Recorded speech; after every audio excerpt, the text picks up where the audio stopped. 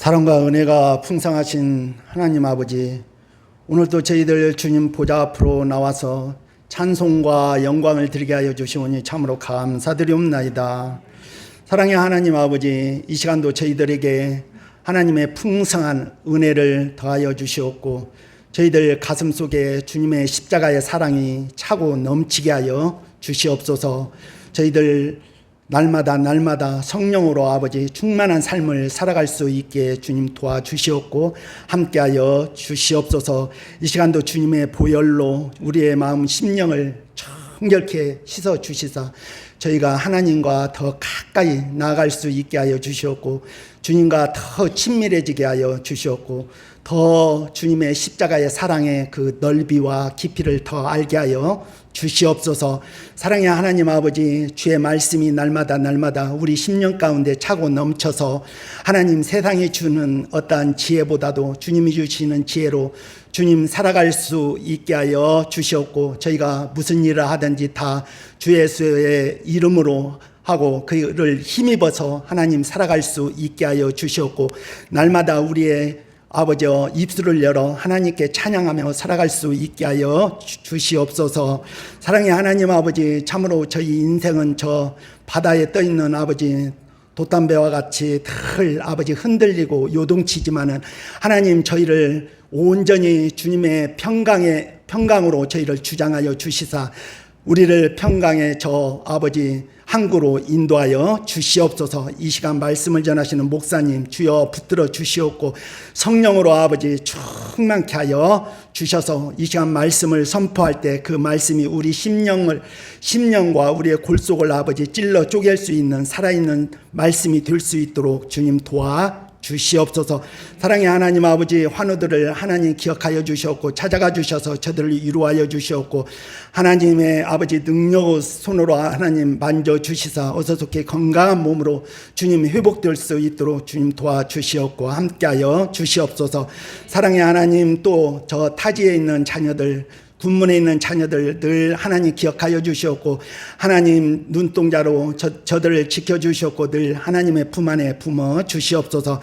사랑의 하나님 아버지, 수험생들을 하나님 주님 품어 주시옵고 하나님의 풍성한 지혜를 저들에게 허락하여 주시사 모든 염려 근심 걱정 하나님 다 내려놓고 평안한 마음으로 하나님 그 시험에 준비를 할 수 있도록 주님 도와주시옵소서. 함께하여 주실 줄 믿사옵고 예수님의 이름으로 기도드리옵나이다. 오늘은 쉽볼렛과 입다의 통치라는 제목으로 사사기의 한 부분을 설교할 때 하겠습니다. 오늘은 좀 이야기 설교여서 재밌게 좀 함께 교감하면서 나누면 좋겠습니다. 이건 따라서 해볼까요? 사랑의 이야기. 성경 전체는 사랑의 이야기입니다. 우리를 아프게 하는 사람, 힘들게 하는 사람을 향하여 두 가지 반응을 보이는데 하나는 두려움과 미움입니다. 그렇죠? 우리를 힘들게 하는 사람이 미운데 한편으로 두려운 마음이 들죠. 근데 그걸 넘어서서 사랑하게 하는 힘은 불가능한 겁니다. 보통 사랑이라고 하는 것은 연단을 통해서 자기의 모든 욕심을 버리는 방식으로 동양에서는 가르쳐서 불교나 도교와 같은 방식으로 세상을 등져서 오랫동안 욕심과 욕망과 미움과 세상에 속한 것을 버리는 것을 추구했습니다. 그런데 그것은 사랑은 아닙니다. 기독교는 사랑에 대해서 가르칩니다. 나를 미워하는 사람을 사랑하는 법, 나를 미워하는 사람을 향하여 증오하지 않는 법, 또 그 안에서 내가 나를 용납하는 법, 이기적인 사랑이 아니라 초월해서 공평하게 사랑할 수 있는 힘, 이것이 복음입니다. 그래서 이 복음이라고 하는 것은 내 욕심을 키워가는 방식으로 움직여지지 않기 때문에 하나님의 도우심이 필요한 겁니다.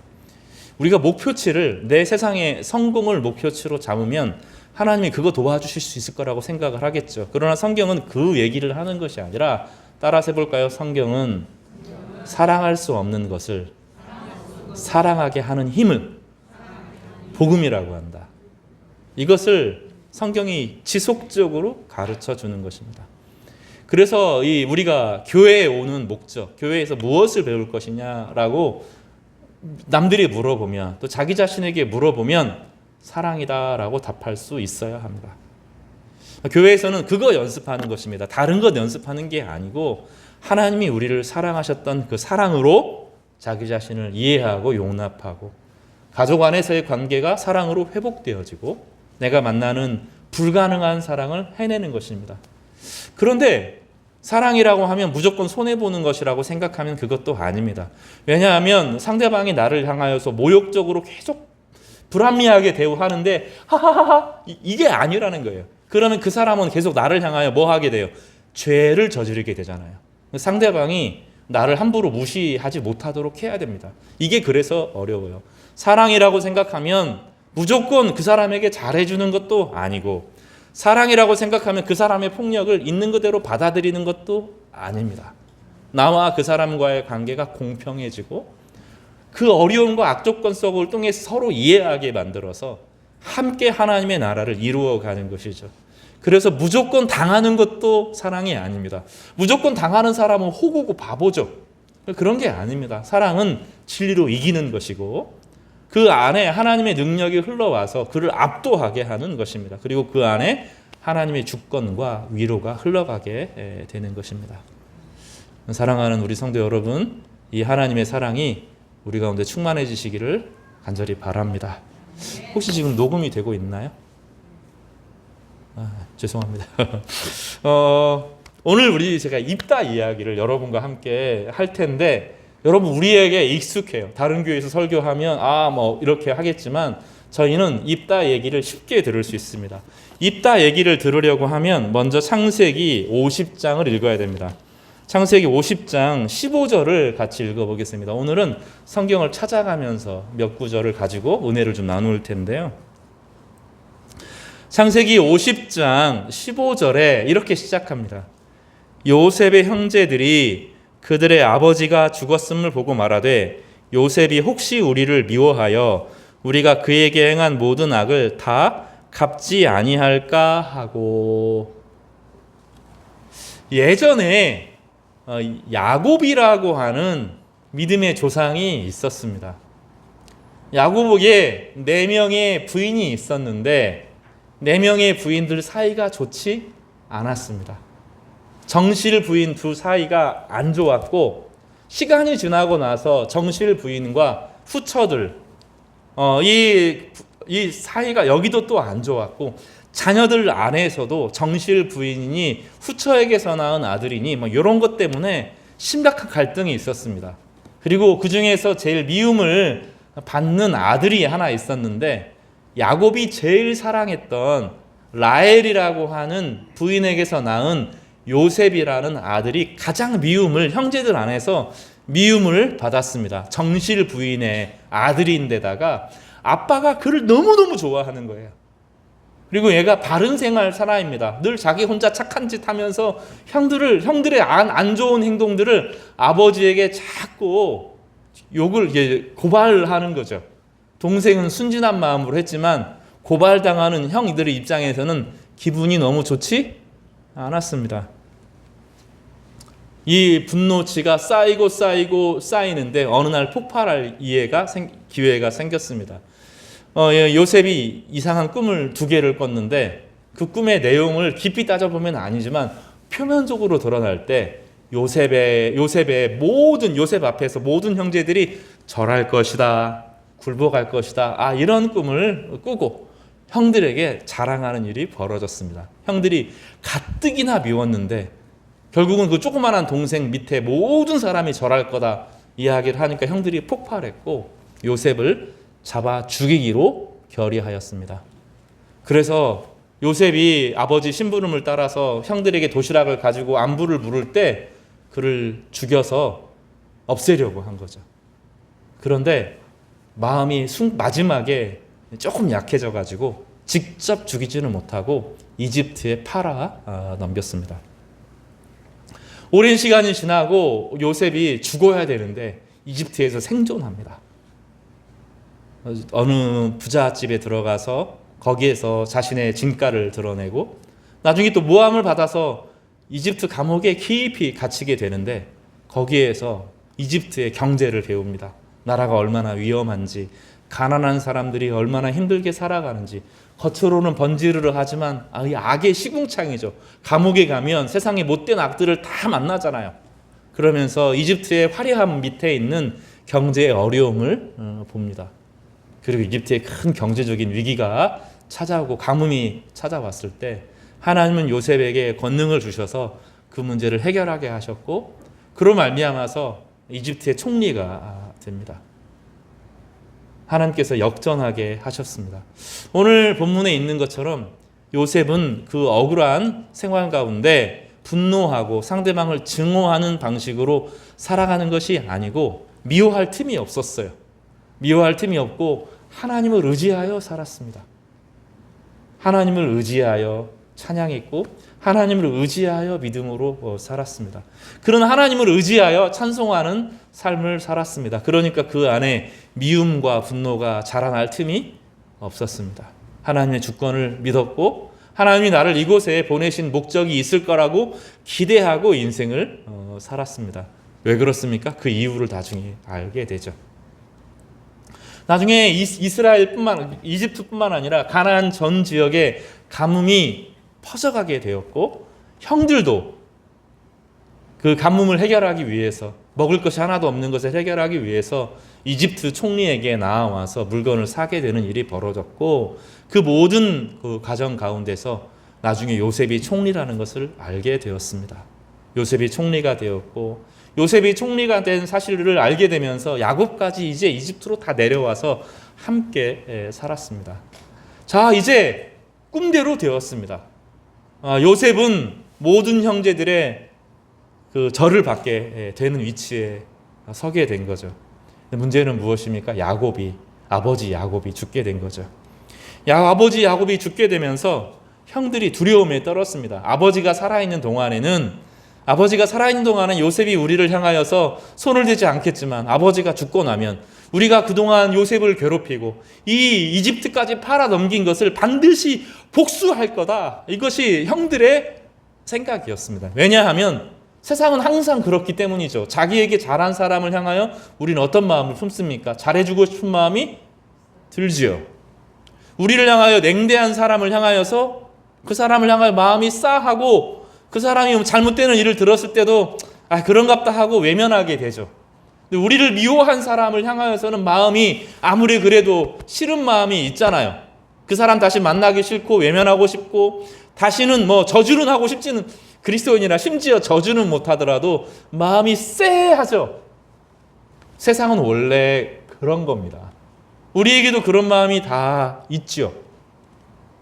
그런 마음이 하나도 없기는 어려워요. 우리를 향하여, 잘한 사람을 향하여 우리는 웃음이 생깁니다. 우리를 향하여 적개심을 가지고 바라보는 사람을 향하여 하하하하호호 이렇게 할 수가 없어요.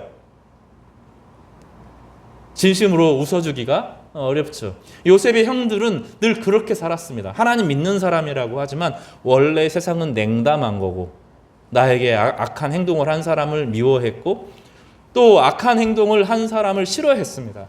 당연히 세상의 원리는 그런 것이죠. 그래서 요셉의 형제들이 두려움으로 다가옵니다. 너희는 이같이 요셉에게 이르라. 내 형들이 네게 악을 행하였을지라도 이제 바라건대 그들의 허물과 죄를 용서하라.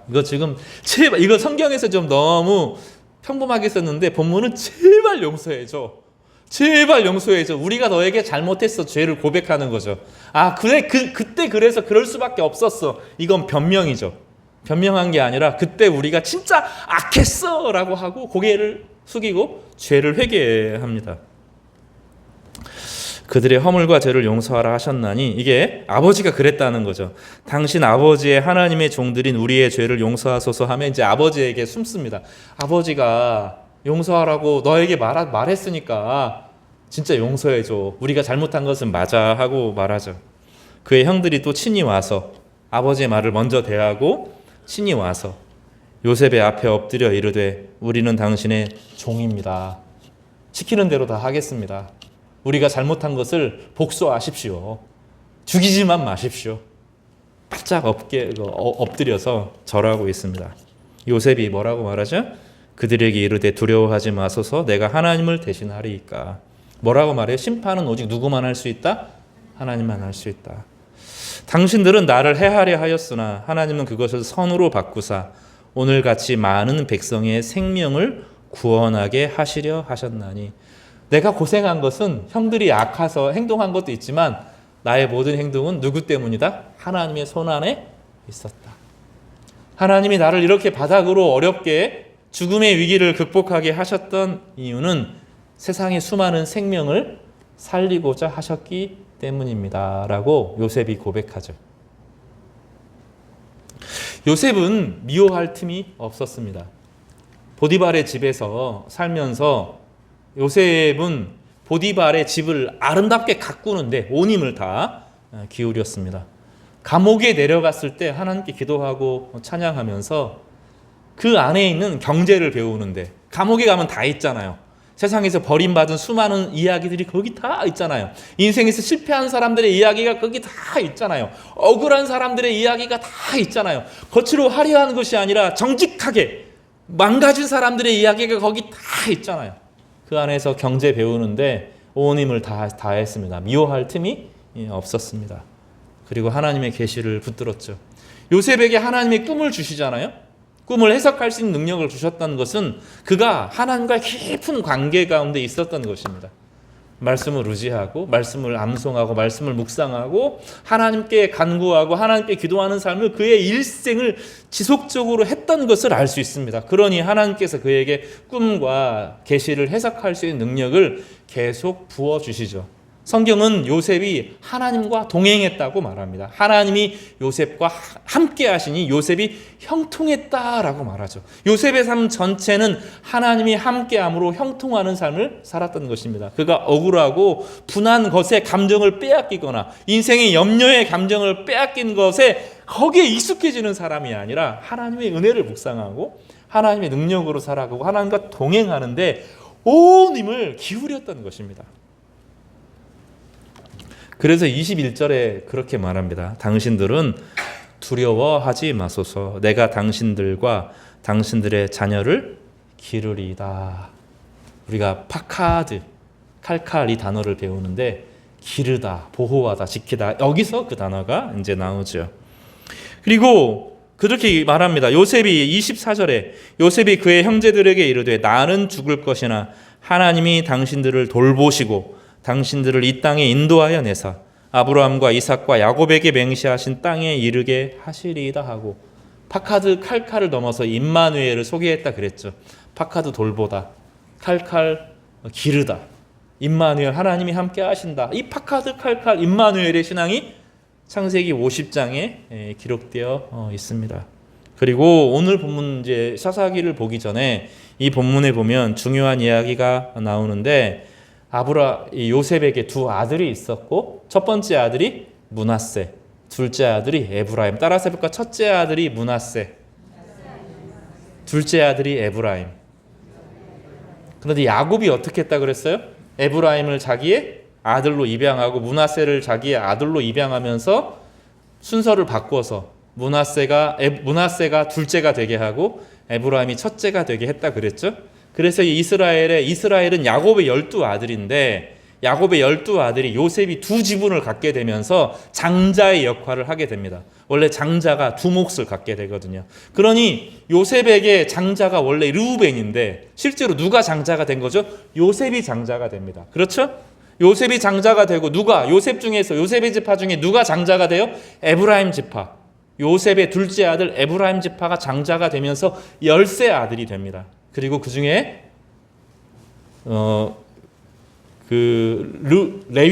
레위가 10세 아들 중에 누가 되죠? 셋째 아들인데 레위가 하나님의 소유가 되죠. 그래서 야곱의 아들에서 빠지게 됩니다. 레위는 하나님께 속한 사람이 되고 12아들 편제가 되는 거죠. 이스라엘의 역사는 그렇게 움직입니다. 그래서 레위는 땅을 차지할 수가 없습니다. 야곱의 땅을 차지할 수가 없고 하나님께 예배함으로 하나님이 주신 것으로 살게 되는 그런 일이 벌어지게 되죠. 이스라엘의 역사를 이해하는데 이게 가장 기본적인 겁니다. 그러면 이제 야곱의 장자는 누굽니까? 금방 이야기했는데 누구요? 요셉이죠. 두 지문을 받았으니까 요셉입니다. 그러면 요셉 중에 첫째 아들이 누가 된 거죠? 에브라임이 된 겁니다. 이해가 되시죠? 이해가 되셨어요? 그러면 야곱 전체의 장자는 누굽니까? 에브라임이 된 거죠. 이해가 되셨어요? 이런 긴 역사가 있습니다. 그리고 이 에브라임이 이스라엘의 역사가 이렇게, 이스라엘 나라가 이렇게 길게 되어 있는데 그 5분의 4가 북쪽이고 5분의 1이 남쪽 지역이에요. 5분의 4 지역의 핵심 가장 노른자 땅을 누가 차지합니까? 에브라임이 차지합니다. 그리고 이스라엘의 중심에 있으면서 이스라엘 전체를 보호하고 구원하고 책임지는 역할을 감당하게 되죠. 그리고 이 요셉의 다른 아들 므낫세는 요단강의 경계를 요렇게, 요단강을 사이에 두고 요렇게 경계를 끼고 살면서 오른쪽 지파가 길르앗입니다. 이제 므낫세 지파를 반으로 또 나누어서 이 왼쪽에 사는 지파를 므낫세라고 부르고 오른쪽에 사는 지파를 길르앗이라고 부르게 되는데, 이 길르앗이 이스라엘의 방패 역할을 하는 거죠. 그러니까 이스라엘 전체는 누가 지금도 지킵니까? 에브라임 지파, 므낫세 지파, 요셉이 중심을 지키면서 이스라엘 전체의 중심에서 이스라엘 전체를 보호하는 역할을 에브라임이 맡고, 오른쪽에서부터 공격해오는 적들을 막는 역할을 므낫세 중에서 므낫세의 반지파인 길르앗이 맡으면서 이스라엘의 구원자 역할을 하였던 것입니다. 오늘 본문은 이제 거기에서부터 시작되죠. 12장 사사기로 넘어가게 되겠습니다. 우리가 잘 아는 것처럼 길르앗 지파 중에서 길르앗은 누구에게 속한다고요? 므낫세 지파에 속하는 요단강 오른쪽에 사는 사람이 길르앗 지파입니다. 므낫세라는 이름이었는데 나중에 요단강 건너편에 사는 사람들을 길르앗이라고 이제 부르게 되죠. 이 길르앗 사람들은 이방인 경계에 살면서 이방인의 어려움을 막아내는 방패의 역할을 했던 것입니다. 그러나 본토 이스라엘에 사는 사람들은 이 사람들을 무시했어요. 이 사람들을 싫어했습니다. 문화가 다르고 지역이 다르다라는 이름으로 싫어하고 미워하고 경멸했습니다. 이방 요단강의 오른쪽에 사는 사람들, 유다에 속하지 않는다는 사람들이라고 말했습니다. 이 사람들은 그러니 어려움은 어려움대로 당하고 이스라엘의 혜택은 받지 못하고 이방인의 공격을 막아내는 일을 하면서 늘 무시당하는 사람들이었습니다. 근데 그 무시당하는 사람들 중에 입다가 태어납니다. 사사기 11장 전체가 입다 이야기로 가득한데, 입다는 어떤 사람입니까? 길르앗이라고 하는 사람, 길르앗의 족장에게서 태어난, 창녀에게서 태어난 아들이었습니다. 그래서 버림당했어요. 이 버림당한 이야기가 누구랑 비슷합니까? 요셉과 비슷합니다. 다시 요셉의 이야기가 반복되고 있습니다. 요셉이 이 야곱의 형제들에게 버림당한 것처럼 이 입다도 길르앗의 아들들에게, 같은 형제들에게 버림을 당한 사람입니다. 그래서 그가 아버지가 살아있을 동안에는 괜찮았는데 아버지가 죽고 나자 버림당해서 쫓겨나서 죽게 되어서 저 멀리 이방 땅 도비라고 하는 지역까지 멀리 쫓겨가게 되었습니다. 그러니까 서름이죠. 그러면 입다는 어떻게 살아야 됩니까? 요셉처럼 살아야 됩니다. 하나님과 동행하면서 하나님의 은혜를 붙들면서 버려졌지만 하나님과 동행하면서 하나님이 주시는 형통함을 입고 살 수 있었습니다. 입다는 어느 정도는 거기에 성공합니다. 입다는 그 지역의 잡류들, 쓰레기들, 버려진 사람들, 악한 사람들, 세상에서 외면한 사람들, 이방인들과 함께 섞여 살면서 공동체를 이루었고 거기에 지도자가 되었습니다. 이게 사사기 11장의 이야기입니다. 그런데 길르앗의 큰 위기가 찾아왔습니다. 길르앗의 큰 위기가 찾아왔고 암몬이라고 하는 사람이 이 길르앗 지역을 침입하면서 그들을 죽이겠다고 윽박 지릅니다. 그때 암몬 사람들이 시간의 말미를 빌어서 우리가 항복할 때니 잠깐만 시간을 달라고 요청하면서 이스라엘 전 지역에 우리를 구해달라고 요청하는데 아무도 구해로 오는 사람이 없습니다. 그럴 때 그들은 입다를 기억해냅니다. 입다는 누굽니까? 예전에 자기가 쫓아낸 사람들, 쫓아내고 버린 사람들입니다. 그 버린 사람의 대표가 입다입니다. 입다를 부른 이유는 입다의 마음이 큰 사람이었기 때문입니다. 입다가 복수하는 사람이 아니었기 때문입니다. 그래서 입다를 부릅니다. 입다는 그 요청을 받아들입니다. 그리고 자기를 버린 사람을 위해서 구원자로 우뚝 서게 되고, 그 전쟁에서 암몬 사람과 전쟁하는데 그가 그동안 배웠던 성경의 지식들, 역사들, 하나님의 주권을 이야기하면서 성경적으로, 신학적으로, 역사적으로, 정치적으로 완벽하게 변증해내면서 암몬 사람을 이겨냅니다. 그는 성경에 정통했고 하나님의 주권을 믿었고 또 이 모든 역사에 관통하면서 탁월한 지도력을 보여주었고 나중에 군사적으로 이깁니다. 전쟁에서 이기는데 하루 만에 그 암몬이라고 하는 엄청나게 강력한 나라를 하루 만에 이겨내고 그 암몬의 수도까지 공격해서 다시는 이스라엘을 공격하지 못하는 위대한 전쟁의 승리를 만들어내죠. 입다는 영웅 중에 영웅이 되었습니다. 사랑하는 성도 여러분, 이 일들은 계속 반복됩니다. 때로는 버려지고 때로는 슬퍼하고 때로는 연약해진 일들은 우리 가운데 벌어집니다. 근데 그럴 때 미워하는 사람에게 매여서 그 사람의 미움이 내 안에 흘러 들어오고 나를 죽이고 나를 난도질하게 내버려 두고 거기에 싸워가지고 그 미워하는 사람을 하루 종일 묵상하고 나의 비참한 형편을 하루 종일 묵상하면 어떻게 됩니까? 바닥으로 떨어지고 인생이 망가지게 되죠. 입다는 그런 방식으로 인생을 살지 않았습니다. 누구에게 배운 겁니까? 요셉에게 배운 겁니다. 왜 그렇습니까? 요셉의 후손이잖아요. 요셉의 첫째 아들인데 둘째로 밀렸지만 그 둘째로 밀린 므낫세의 후손이잖아요. 그들 마음에 누가 살아있어요? 우리 조상은 누구다? 요셉이다. 요셉은 버려졌어도 하나님과 동행하면서 하나님 앞에 성장했고 세상을 이기는 사람이 되었고 하나님의 구원자로서 모든 민족을 구원하는 위대한 지도자가 되었다. 그래서 우리는 장남의 아들이다. 이 얘기가 이 역사 가운데 계속 흘러가는 거죠. 그러니 입다는 그 믿음을 가지고 살았던 것입니다. 이것이 성경의 역사에 계속 흘러가는 이스라엘의 정서입니다.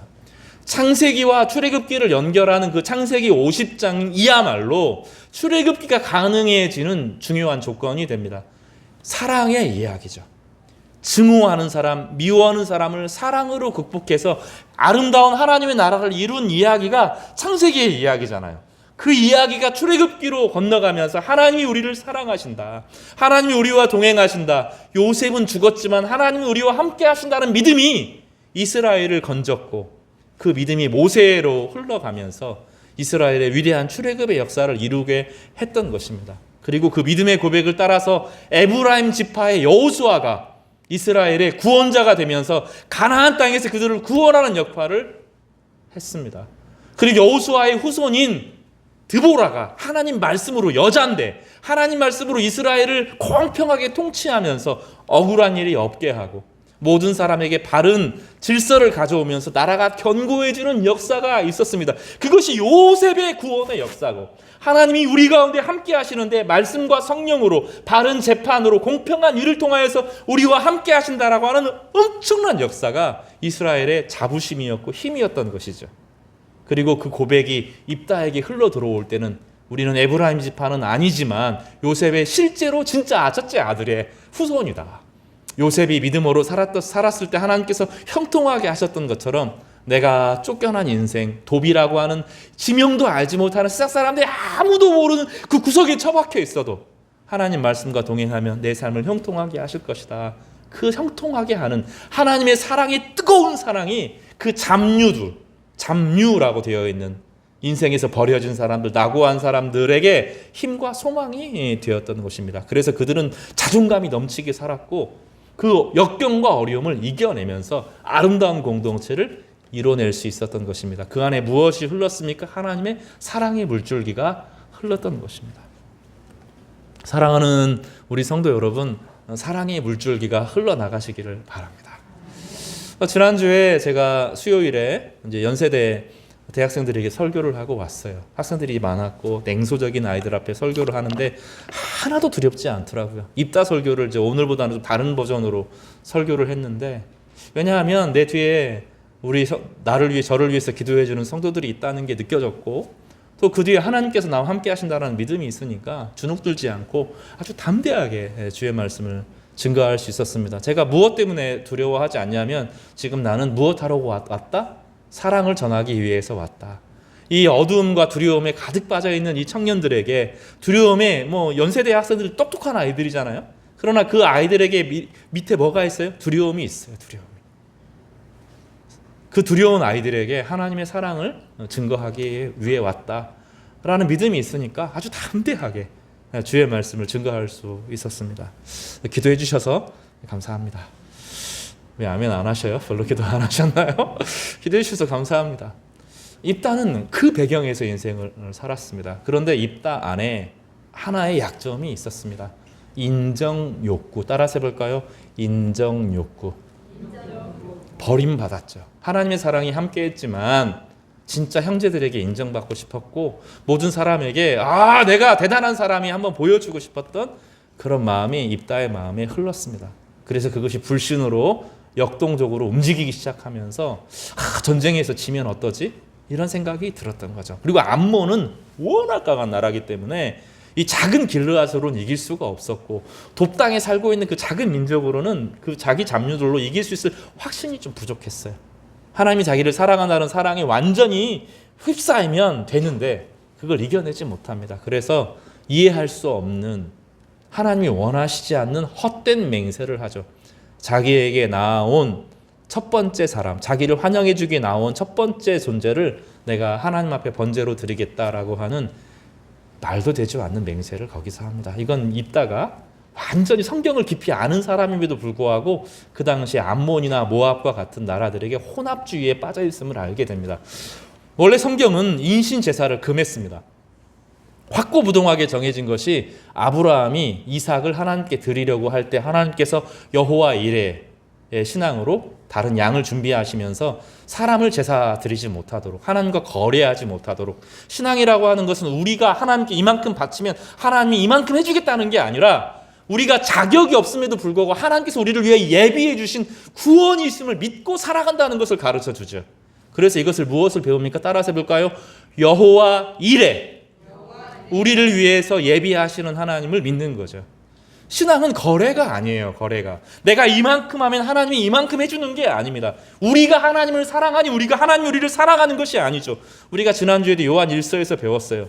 우리가 하나님을 사랑하는 것이 아니요 하나님이 우리를 사랑하신 것이라. 먼저 하나님이 우리를 사랑하시죠. 그래서 우리가 어떻게 해야 되는 것이 아니라 먼저 예수님을 우리 땅에 보내주셔서 우리에게 하나님의 사랑을 확증하여 주신 거잖아요. 우리가 그 안에서 하나님 안에서 회복되는 것이 신앙입니다. 하나님의 은혜가 우리 가운데 흘러 들어와서 우리의 모든 것을 두려움과 증오로 하는 것이 아니라 하나님의 은혜로 회복되어서 사랑으로 충만하게 살아가는 것이 그것이 신앙이죠. 우리가 교회에서 헌금을 해요.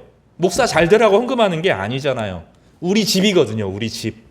성도들을 돕고 성도들을 보호하고 이 교회를 통해 하나님의 영광이 나타나기 위해서 하는 것이지 그 헌금 안 하면 하나님이 저주하시기 때문에 하는 게 아니잖아요. 여러분 그런 마음으로 헌금 안 하시지 않아요? 하나님의 교회를 함께 세워나가고 나의 시간과 나의 물질과 나의 봉사를 통하여서 하나님의 사랑이 흘러가기 원하는 마음으로 헌금하잖아요. 그것을 제가 헌금을 12조, 13조, 15조 이렇게 하라고 제사를 바쳐라. 너 지금 어려움에 빠졌으니까 이거 네가 하나님께 헌신하지 않은 결과니까 이거 갖고 와라. 그렇게 안 하잖아요. 그죠? 양심껏 우리가 할 수 있는 사랑의 만큼만 하는 거잖아요.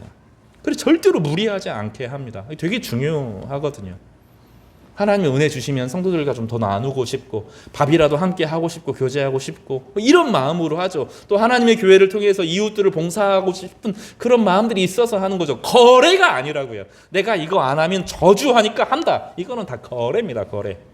그게 아니라 주님께서 우리를 향하여 십자가를 주셨던 그 사랑이 내 안에 흘러 들어오니 내 안에 하나님의 은혜가 역사하기를 바라고 그 안에서 사랑을 배우고 사랑 안에서 하나님 어떻게 쓰임받을 수 있을까요? 기도하고 그 하나님 능력으로 사업도 하고 하나님의 능력으로 그 공무원도 되고 하나님의 능력으로 일도 하고 여러 가지 하나님의 능력으로 결혼도 하고 하나님의 능력으로 가정도 이루고 하나님 안에서 성도들과 함께 어울려서 살아가면서 풍성해지고 행복해지거든요. 그걸 나누는 거죠. 입다는 두려웠어요. 두려움이 움직이니 무엇라도 해야 된다고 생각해서 자기를 첫 번째 마중 나오는 사람을 바치겠다는 이야기를 하죠. 하나님이 원하시지 않는 방식으로, 하나님이 기뻐하지 않는 방식으로 헛된 맹세를 하고 그 맹세를 지키고 맙니다. 그래서 딸이 죽어요. 이게 비극이죠. 가장 행복한 날, 가장 슬픔을 경험합니다. 이것은 입다가 잘못한 겁니다. 하나님은 입다의 딸을 드리는 것을 좋아해요? 좋아하지 않아요? 안 좋아해요. 여호와 이래 그거 아니어도 돼요. 하나님은 입다에게 사랑을 원하는 거지, 하나님의 사랑을 알기를 원하시는 거지, 딸을 바친다고 하나님이 기뻐하고 하나님이 끔찍하셨을 거예요. 이때 이제 한이 다시 발동하게 됩니다. 신앙은 다시 말하지만 거래가 아닙니다. 하나님의 사랑에 거하는 것이고 하나님의 은혜가 우리 가운데 역사하도록 우리 자신을 비우는 것입니다. 우리를 비워야 되는 이유는 내 욕심이 나를 불행하게 만들기 때문입니다. 오히려 하나님의 사랑이, 하나님의 진리가 내 안에 있을 때 하나님께서 우리 길을 이끌어 주시고 우리를 하나님 보시기에 가장 아름다운 존재로 세워 가시는 것입니다. 여러분, 이 하나님의 사랑을 신뢰하시기를 간절히 바랍니다. 딸 안 바쳐도, 자신의 재산 전 재산 안 바쳐도 하나님이 사랑하셔요. 우리가 할 수 있는 작은 것을 가지고 봉사하면 돼요. 이웃을 향하여 봉사하고 미운 마음 대신 조금 더 너그러운 마음으로 대하고, 완전한 천사처럼 되라는 것도 아니에요. 친절하게 내 할 수 있는 용기를 가지고 하루를 살아가는 것을 하나님께서 기뻐 받으시는 것입니다. 여러분, 그 은혜가 우리 가운데 있기를 주님의 이름으로 축복합니다. 마지막 오늘 본문을 좀 간략하게 정리하고 좀 마칠 텐데, 이 에브라임 지파가, 입다가 이제 승리를 이루죠. 그런데 입다의 승리 가운데 어떤 문제가 있어요? 한이 생겼죠. 나는 이 승리를 얻기 위해서 딸을 죽였어, 딸까지 바쳤어 하는 과도한 희생이 있잖아요. 하나님이 원하지 않는 희생을 하고도 자기가 희생했다고 생각하게 되겠죠. 이제 이 딸을 누구도 건들지 못해요. 왜냐하면 딸까지 죽인 사람이잖아요. 딸까지 바친 사람이잖아요. 그러니 그 입다를 따르는 길르앗과 그 안에 있는 므낫세 지파가 입다를 왕처럼 섬기게 됩니다. 입다가 행복할까요? 행복하지 않을까요? 안 행복해요. 진짜 하나님의 사랑 가운데 계속 살아야 되는데 하나님이 사랑이 아니라 원치 않는 희생을 하고 나서 자기가 그것을 책임지는 사람, 이렇게 되는 거죠. 그 누구도 입다를 건들 수가 없습니다. 그때 문제가 탕 터지는데 에브라임 사람들이 요단강을 건너서 쳐들어옵니다. 말도 되지도 않는 이상한 요구를 하죠. 너희가 지금 암몬 사람이랑 싸우는데 왜 우리 안 불렀어? 이렇게 말하죠. 왜 그렇습니까? 두 가지 이유가 있죠. 하나는 에헴 하고 싶었다는 거죠. 에헴. 우리가 지금 옛날에 요셉 지파의 후예야. 이 요셉 지파의 원래는 둘째였는데 첫째가 되고 요셉의 장남이야. 왜 우리 인정해 주지 않아? 요 얘기를 하는 거죠. 세상에 참 그런 사람 많아요. 그죠? 내가 형인데, 우리 교회가 장자 교단인데, 우리 교회가 얼만큼 되었는데, 우리 교회를 세우기 위해서 내가 어떤 헌신을 했는데, 내가 새벽 예배를 어떻게 드렸는데, 내가 교회를 위해서 얼마를 바쳤는데, 이러면 그게 자기 의가 되죠. 자기 봉사가 되죠. 실제로 에브라임 지파는 자기가 한 게 있어요? 없어요? 없어요. 자기 후손, 자기 선조가 한 거라고요. 선조 요셉이 한 건데 왜 우리 안 알아줘? 라는 거 첫 번째 이유. 명목을 내세우죠. 사람들이 참 못됐어요. 그럴 때 보면. 두 번째는 이유가 뭡니까? 입다가 지금 어떻게 됐어요? 암몬이랑 싸우면서 수도까지 쳐들어가가지고 엄청나게 부자가 되고 전리품을 가지고 왔거든요. 그게 욕심이 나죠. 그거 줘 라고 말합니다. 그리고 예전에 므낫세 지파에서, 에브라임 지파 말고 므낫세 지파 기드온이라고 하는 사람이 있었는데, 기드온이 엄청나게 영적으로 성공하면서 부자가 됐거든요. 블레셋 사람과 싸우면서 큰 힘을 얻었거든요. 그때 에브라임 사람들이 쳐들어와가지고 야, 우리가 형님이야? 너 내놔. 그러니까 기드온이 납작 엎드리면서 예 형님 하고 받아준 적이 한 번 있었거든요. 이번에 입다에게도 그럴 거를 알아고 생각했다는 거죠. 근데 입다가 지금 상황이, 사람이 어떻게 됐어요? 입다는 요셉이 아니에요. 왜 그래요? 자기 딸을 죽였거든요. 입다 안에 한이 생긴 거죠. 신앙은 한이 아닌데, 신앙은 인정욕구가 아니라 하나님의 사랑 가운데 풍성히 거하는 건데 입다 안에 한이 생긴 거죠. 그래서 받아칩니다. 누가 잘못했습니까? 에브라임 사람이 잘못했습니까? 입다가 잘못했습니까? 누가 잘못했어요? 둘 다 잘못했습니다. 에브라임은 아무것도 한 게 없어요. 이 길르앗 사람들이 어려움이 빠졌을 때 에브라임 사람들은 돕지 않았어요. 경제적으로 지원하지도 않았고, 군사를 보내지도 않았고, 위로하지도 않았고, 격려하지도 않았어요. 근데 지금 와가지고 야, 우리가 형님이야? 우리 선조에 요셉이 있어. 요셉의 장남이야 내가. 고고하고 있는 거지. 에브라임 사람이 먼저 잘못했습니다. 입다는 어떻게 해야 됩니까? 무슨 소리입니까? 하고 받아쳐야 됩니까? 전쟁에서 이길 수 있어요. 그럼 오늘 본문에 보면 입다가 그 전쟁을 이기는데 그 전쟁에 단지 길르앗 지파만 요단강 북쪽에 있는 동편에 있는 길르앗 지파만 그런 것이 아니라 므낫세 지파, 므낫세 지파가 전체가 동참을 합니다. 그동안 서러움에 빠졌다는 거예요. 에브라임 자기 한 것도 없으면서 우리가 좀 어려움에 처했을 때 도와준 것도 아니면서 맨날 내가 형님이야, 내가 잘났어, 내가 너보다 우월해, 계속 그 얘기 했다는 거죠. 서름에 꽉 늘었던 사람들이 한번 팡 터진 거예요. 그리고 입다의 편을 들죠. 입다 생각하면 딸까지 죽인 사람 하면서 눈물이 잘잘잘 흐르면서 입다 하고 뭉쳐가지고 에브라임과 쾅 부딪힌 거죠. 박살납니다. 교만이 무너진 거죠. 하나님의 은혜와 사랑으로 하지 못하고 무너진 겁니다. 근데 여기서 입다가 무리합니다. 이 사람들이 도망을 가야 되잖아요. 에브라임 사람들이 도망을 가야 되는데 죽은 사람이 정말 많을 거예요. 도망가다가 요단강에서 넘어가지 못하고 배를 타고 건너가야 되는데 넘어가지 못하고 거기에 발이 묶인 사람들이 있습니다. 그러면 옛날 같으면 요셉 같으면 하나님의 사랑에 충만했던 요셉 같으면 회개하게 하고 다시는 그렇게 하지 않도록 하고 나에게 주신 하나님의 은혜에 충만하게 하도록 해야 되는데 안 그래요. 하루아침에 이틀 걸리거든요. 이틀 동안에 42,000명을 죽입니다. 6절을 보겠습니다. 그에게 이르기를 쉽볼렛이라고 발음하라 하여 에브라임 사람이 그렇게 바로 말하지 못하고 십볼렛이라 발음하면 길르앗 사람이 곧 그를 잡아서 요단강 나루턱에서 죽였더라. 그때 에브라임 사람의 죽은 자가 몇 명이요? 42,000명이었다 라고 돼 있어요. 그 전쟁에 참여한 사람은 훨씬 많았을 거예요. 그렇죠? 전쟁에서 죽은 사람이 더 많을 겁니다. 그러니까 이때 장정 10만 명 이상이 그 전쟁에서 죽습니다. 동족끼리 전쟁을 하고 에브라임 지파가 이때 무너집니다. 그리고 이때 에브라임 지파가 무너지면서 북이스라엘 전체가 무너집니다. 이런 비극을 경험하게 되죠. 그리고 사사기가 이스라엘의 멸망으로 끝나는 결정적인 사건이 바로 이 에브라임 므낫세 전쟁인 거죠. 이따의 통치는 짧게 끝나요. 6년 정도 사사가 된 지 6년 만에 죽습니다. 이따의 인생이 길지 못한데 사사로서 충분히 활용하지 못했던 이유는 딸에 대한 하나님과의 관계가 불가능해져요. 하나님이 딸까지 잡아먹는 하나님이라면 자기 말 때문에 그랬지만 그 하나님을 신뢰할 수 없게 되죠. 그리고 그의 분노 증오에 사로잡혀서 죽고 맙니다. 성도 여러분, 이 사건은 우리에게 되게 여러 가지를 가르쳐줘요. 쉽볼렛이라고 하는 이 말은 보리라는 말입니다. 보리. 생명이라는 뜻이에요. 생명, 보리, 물줄기. 또 동음이어로 물이 흘러간다. 요 시내라는 의미인데 이 생명의 말, 보리는 생명이잖아요. 그거 먹어야 살죠. 물줄기가 흘러야 우리가 살아나죠. 생명의 말이 죽음의 말로 바뀝니다. 그러니까 발음이 에브라임 사람들이 발음을 못해요. 쉬를 못해요. 그리고 스밖에 발음 못합니다. 그러니까 볼렛 이 발음을 해야 되는데 해봐 하는데 아무리 노력해도 지금 죽느냐 사느냐 이 상황이잖아요. 거기에서 하다가 죽어요. 이게 낯설지 않죠. 제가 대구에서 살았는데 대구 사람들이 쌀 해보라 그러면 살 아무리 노력해도 살로 발음을 못해요. 지금 젊은 애들은 다 발음하는데 어르신들은 이 발음을 못합니다. 다 죽어요.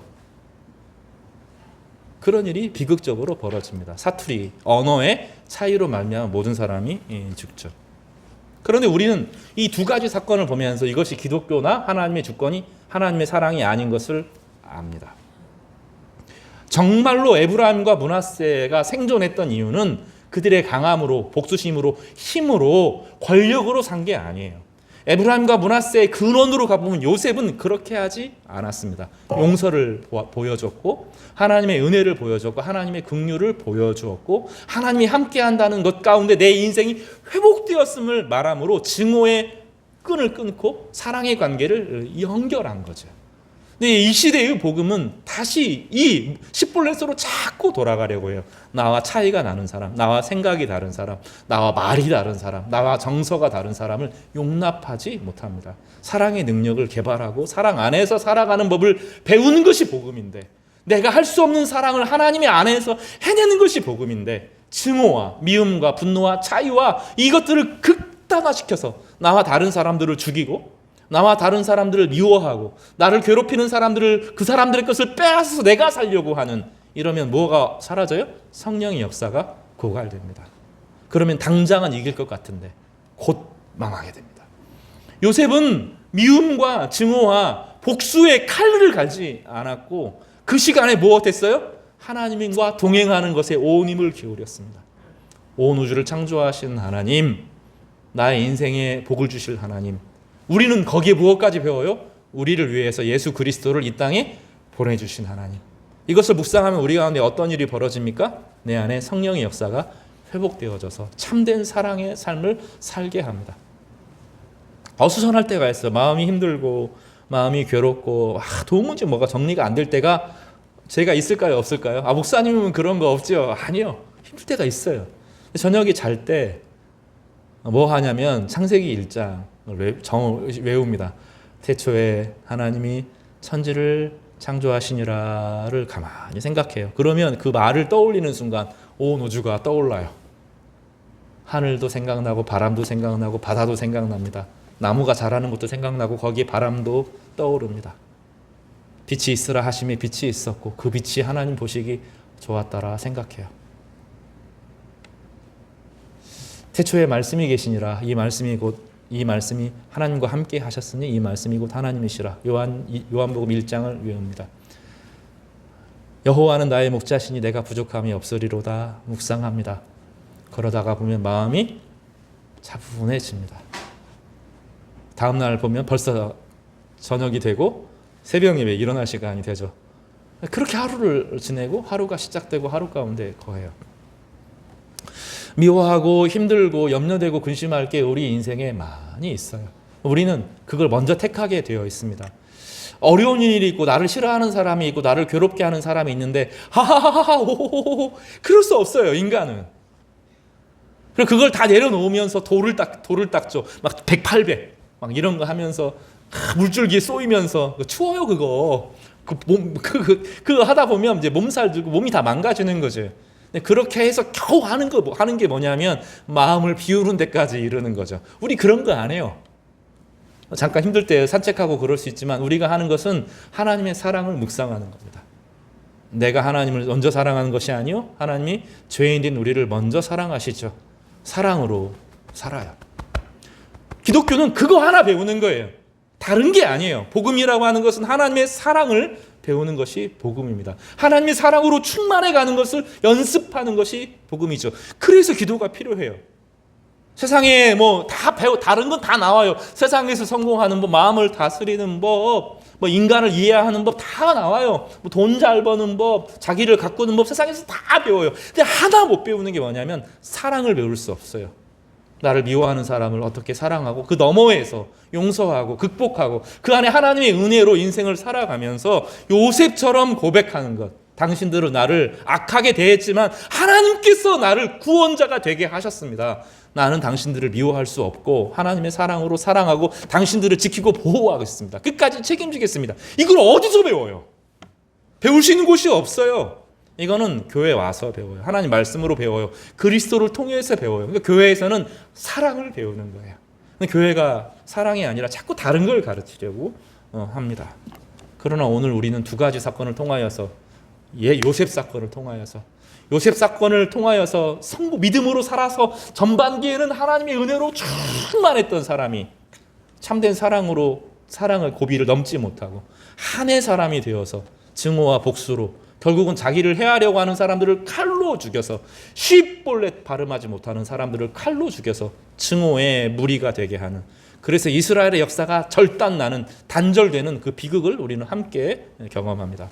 성경은 이 모든 것을 통하여서 하나님은 사랑이시라고 말하고 우리를 향하여 하나님을 저주하고 하나님을 증오하고 하나님을 싫어하고 하나님을 우리 마음 위에 두기 싫어하는 모든 사람들을 위해서 이 땅에 친히 내려오셔서 자기가 사랑으로 그 사랑을 보여주신 예수님의 사랑을 경험하게 됩니다.